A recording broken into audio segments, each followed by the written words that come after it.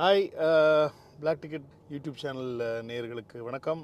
இன்றைக்கி வந்து ஜனவரி 23, கிட்டத்தட்ட ஒரு 15 வருஷம் கழிச்சு மங்காத்தா படம் வந்து இன்றைக்கி rerelease. Let's go! Let's go! Let's go!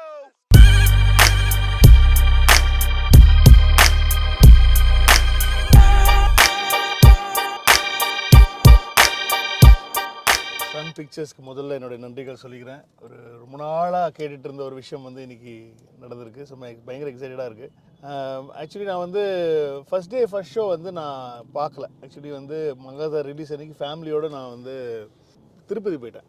So இன்றைக்கி தான் வந்து தியேட்டர் விசிட்ஸு அதெல்லாம் வந்து பார்க்கும்போது செம்ம வைப்பாக இருக்குது. அப்புறம் வந்து அப்போது எப்படி இருந்துச்சோ 2011 எப்படி இருந்துச்சோ அதே மாதிரி தான் இந்த எக்ஸ்பெக்டேஷன்ஸு, இந்த ஃபேரு எல்லாமே வந்து பயங்கரமாக நடந்துகிட்டு இருக்குது. So very very excited. இப்போ வந்து நான் கமலா தியேட்டர் போயிட்டுருக்கேன். கமலா தியேட்டரில் போயிட்டு ஃபஸ்ட் ஷோ இங்கே பார்க்க போகிறேன். அதுக்கப்புறமா சில பல இடத்துக்கு போயிட்டு எப்படி இருக்குது ரெஸ்பான்ஸு ஆஃப்டர் 15 இயர்ஸ் அப்படிங்கிறத பார்ப்போம்.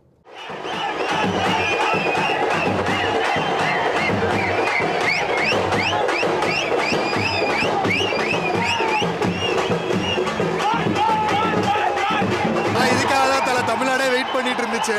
அதுவும் மங்காத்தா ரொம்ப நாள் கனவு ப்ரோ, ரொம்ப நாள் கனவு. ரிலீஸ் ஆகப்போ நான் கொஞ்சம் லேட்டாக தான் பார்த்தேன், டு பி ஆனஸ்ட். பட் இந்த டைம் கம்பல்சரி மிஸ் பண்ணக்கூடாதுன்னு FDFS வந்து தலை ஃபேன்ஸோட பார்க்கணும்னு சொல்லிட்டு வந்துருக்கேன். அப்போ நான் ஸ்கூல் படிச்சுட்டு இருந்தேன். இப்போ தான் கொஞ்சம் மெச்சூரிட்டியோட பார்க்குறோம். அதனால் கொஞ்சம் ஆர்வமாக தான் இருக்கும். என்னோட காலேஜ் டேஸில் தான் ஃபஸ்ட்டு பார்த்தேன் மங்காத்தா. இப்போ வந்து வேற லெவலில் இருந்த ஒரு ஃபேன் பாய் சம்பவமாக இருந்தது. இப்போ ரீரிலீஸ் ஆன உடனே அகைன் அதே டேஸ்க்கு கூட்டு போகுதுங்கிறதுனால வந்தோம். ஓப்பனாக சொல்லட்டுமா, வெங்கட் பிரபு 2011 செதுக்கிட்டாரு. படம் வந்து ஃபுல் பிளாஸ்டிக். நல்லா மங்காத்தா வரும்போது சின்ன பையன், இப்போ ஒன்றுமே பண்ண முடியாது. உமால ரீரிலீஸ் வந்துக்குது. சத்தியமாக சொல்கிறேன், தமிழ் சினிமா வரலாற்று எதிர்பார்த்த ஒரு ரீரிலீஸ்னா மங்காத்தா தான். மங்காத்தான்றப்ப ரொம்ப மாஸ் செலிப்ரேஷனாக இருக்குது. ஆனால் இங்கே வந்து பார்த்தா ஒரு ரீரிலீஸ் மூவி மாதிரியே இல்லை. நியூ மூவிஸ் கூட இந்த அளவுக்கு ஒரு ரிசப்ஷன் இருக்குமான்னு தெரில. 25 மினிட்ஸில் 5000 டிக்கெட் சோல்ட் ஆச்சுன்னு பார்த்தோம். இட் கோன பி ரீரிலீஸில் this gonna be record. Mankatha மரியாதை தலைகெத்து எப்பயுமே குறையாது.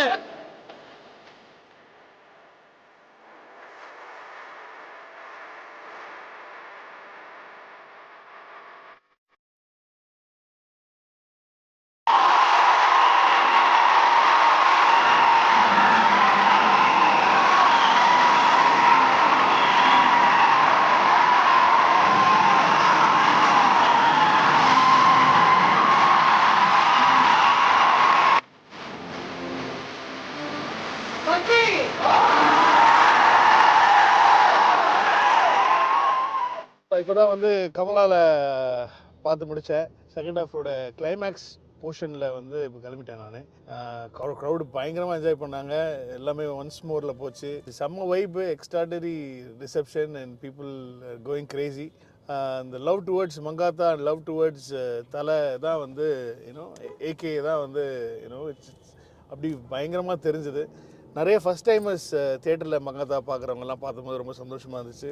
ஹோல் டீமோட பார்த்தேன். Cameraman Sakthi Saravanan, Vidhesh art director, என்னோடய team Vaibhav, Premgi, Mahat, Ashwin, Ajayraj master, Vasuki, Bhaskar. So team ஃபுல்லாகவே இருந்தாங்க. ஆல் மை ஏடிஸ் படத்தில் ஒர்க் பண்ண அசிஸ்டன்ட் ஆர்டிஸ்ட் இப்போ நிறைய பேர் டைரக்டர்ஸாக இருக்காங்க. ஸோ இட் வாஸ் ஒரு பயங்கரமான ரீயூனியன் மாதிரி இருந்தது. This is my game.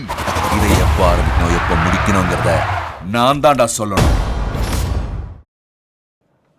Actually first எழுதும் போது வந்து இந்த படம் வந்து அஜித் சாருக்கு நம்ம பண்ணலை.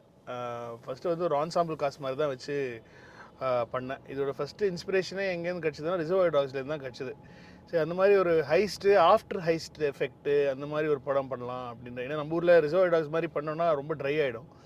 ஸோ ஒரு குரூப் ஆஃப் ஃப்ரெண்ட்ஸு, ஒரு பெரிய ஹைஸ்ட்டு, அந்த ஹைஸ்ட்டுக்கு அப்புறமா அந்த ஃப்ரெண்ட்ஷிப் என்ன ஆச்சு அப்படிங்கிற மாதிரி தான் பிளான் பண்ணது. ஸோ முதல்ல எழுதும் போது விவேக் ஓப்ராய், ஜீவா, பிரசன்னா இந்த மாதிரி கேரக்டர்ஸ் இருந்துச்சு. சத்யராஜ் சார் தான் வந்து ஆக்சுவலி வந்து அந்த அர்ஜுன் சார் கேரக்டருக்கு நான் பிளான் பண்ணியிருந்தேன். அதுக்கப்புறமா தான் வந்தார் விநாயக் மகாதேவன் அப்படின்னு சொல்லி தான்.